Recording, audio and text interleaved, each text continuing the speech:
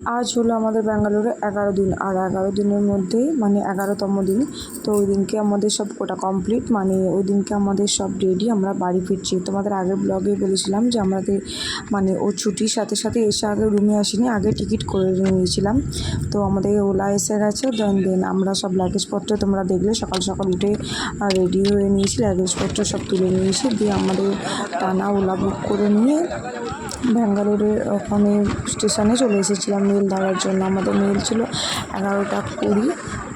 তো আমরা সকাল সকাল উঠে স্নান করে আমি একটু ভাত বানিয়ে নিয়েছিলাম, বেশি কিছু করার টাইম পাইনি গো।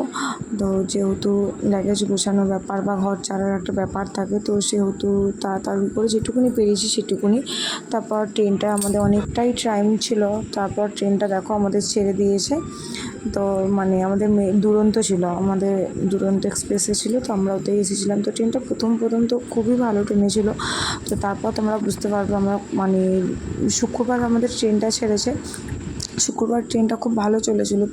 তারপর শনিবার দিন ঠিক মানে হাওড়া ঢোকার মুখে এত ট্রেন লেট করেছে, জাস্ট ভাবা যাবে না। আমাদের 2-2.5 ঘন্টার ওপর ট্রেনটা লেট করেছিল।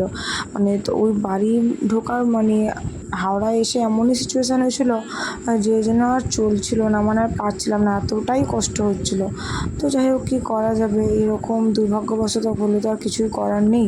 জানি না সেদিনকে লাইনে কোনো কিছু গণ্ডগোল না আমাদের মেলটার প্রবলেম হয়েছিল, আমি যতটা মনে হচ্ছে সেদিনকে একটা লাইনেরই গণ্ডগোল হয়েছিল, যার জন্য এরকম হয়েছিল। অনেক ট্রেন যাচ্ছে কিন্তু ওই লাইনের ট্রেনগুলো এরকম প্রবলেম হচ্ছিলো। আর ঠিক হাওড়া ঢোকার মুখে এসে যখন আটকে গিয়েছিলাম, মানে তখন সিচুয়েশানটা জাস্ট বোঝানো যাবে না, সেটা নিজেরাই ফিল করতে পারছিলাম। তো দেখো এখানে ভাত বেড়ে নিয়েছি, বেশি কিছু তো করে আনা পসিবল হলো না, তাই আলু সেদ্ধ ভাত জল ঢেলে খাচ্ছি, লঙ্কা পেঁয়াজ তো সাথে ছিল। আর এদিকে ওরা আগে খেয়ে নিল, তারপর ছোট্টু খাচ্ছিল। ছোট্টু তো প্রথম লজ্জা পাচ্ছিল, ভিডিও করতে চাইছিল না। তারপর ও চানাচুর একটু নিয়ে নিয়েছিল, এরকম করে সবাই মিলে ভাত খেয়ে নিলাম। তারপর সারাদিনটাই এবার ব্যাঙ্গালোরে মানে আর যাই হোক ওয়েদারটা এতটাই ভালো, তোমাদের আগের ব্লগেও বলেছি খুব সুন্দর ওয়েদার গরমটা নিয়ে। আর এদিকে যত এগোচ্ছি আস্তে আস্তে এত গরম করছে, ওই দিনটা খুব কষ্ট হচ্ছিলো শুক্রবার দিনটা, এত রোদ, তার সাথে তাপ লেগে গিয়েছিল। তো খাওয়া দাওয়ার পর ও একটু ঘুমিয়ে নিয়েছিল, সবাই ঘুমিয়েছিল, বাট আমি মানে পাচ্ছিলো বাট ঘুমাতে পারছিলাম না, এতটাই গরম করছিল।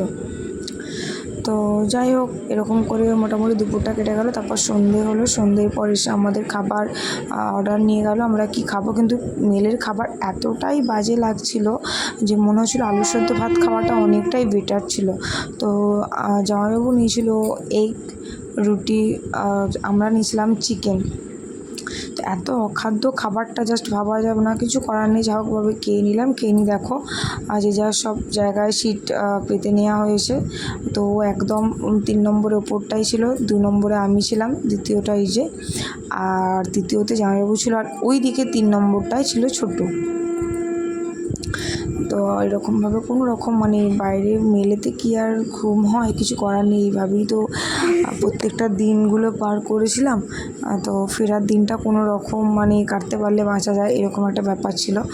তো এইভাবে কোনো রকম দেখো সকালটা হয়ে গেছে, এখনও পর্যন্ত অনেকেই শুয়ে আছে, আমিও শুয়ে আছি। তারপর এবার উঠে টেস্ট হয়ে নিয়ে দেন এবার চাটা খেয়ে নিলাম। তো ভালো লাগছিলো বেশ। আর প্রচুর পাহাড়, তো এর আগে তোমরা ভিডিওটা যখন করছিলাম দেখলে অনেক পাহাড় তোমাদের সাথে শেয়ার করলাম। মানে শুক্রবার ট্রেনটা ছাড়া যতটা কষ্ট হয়েছে গরমেতে, শনিবার দেখো আমি এটা হলো আমাদের পরের দিন, শনিবার দিনকে তোমাদের বোঝাতে পারছি কি জানি না, প্রচণ্ড সারা রাস্তাটাই আমরা বৃষ্টি পেয়েছি, আর খুব ভালো লাগছিলো, মানে গরমটা কেটে যাচ্ছিলো, তো খুব ভালো লাগছিলো। মানে প্রচুর জোরে বৃষ্টি হচ্ছিলো, জানি না তোমাদের ঠিক কতটা বোঝাতে পেরেছি বা তোমরা বুঝতে পেরেছো। কোথাও মিলটা গিয়ে আমরা ঢুকছি, সেখানে জলটা ছাড়ছে, আর কোথাও মানে জল হচ্ছে, মানে এতটাই মানে বৃষ্টি পেয়েছিলাম সেদিনকে। যাই হোক, বৃষ্টিটা হয়েছিলো বলেই হয়তো একটু ভালো লাগছিলো, ঠান্ডা ঠান্ডা ওয়েদারটা ছিল। কথা বলতে বলতে দুপুর গড়িয়ে গেছে, এবার দুপুরেরও আমাদের মেনু এসে গেছে। একদম ভালো না, জাস্ট ওই এগ আর চিকেনটাই সাথে ছিল, ভাতটাই ওদের ওখানে খুব বাজে। তো আমরা ঘর থেকে লঙ্কা পেঁয়াজ এটা নিয়ে গেছিলাম, কেটে নিয়েছিলাম, আর ও নিয়েছিল চিকেন, আমি নিয়েছিলাম ডিম। তো দুজনে অল্টারনেট করে নিয়েছিলাম, একটা করে শেয়ার করে নিয়েছিলাম। তো দেখো ঠিক হাওড়া ঢোকার মুখটা, এটাই সিচুয়েশানটা বলছিলাম। আমরা অনেক হয়তো বুঝতে পারছো না, ভিডিওটা করেছি এরকমভাবে, বেশি সময়টা নিয়ে দিইনি। আর ঠিক হাওড়া ঢোকার মুখেতে অনেকক্ষণ ওয়েট করেছিল ট্রেনটা, সব ব্লগটা তখন মাথাতে ছিল না যে ভিডিওটা করার, এতটাই টেনশানে পড়ে গিয়েছিলাম। তো দেখো নেবে আমরা খুব তাড়াতাড়ি করে মানে এবার হাঁটছি, কারণ 8:20 ট্রেন, 8:20 না ট্রেন করে বাড়ি ঢুকতে ঢুকতে অনেকটা রাত হয়ে যাবে। তো বাড়ি ঢুকতে ঢুকতে আমাদের প্রায় 10:30টার ওপর 11:15 নাগাদ হয়ে গিয়েছিলো।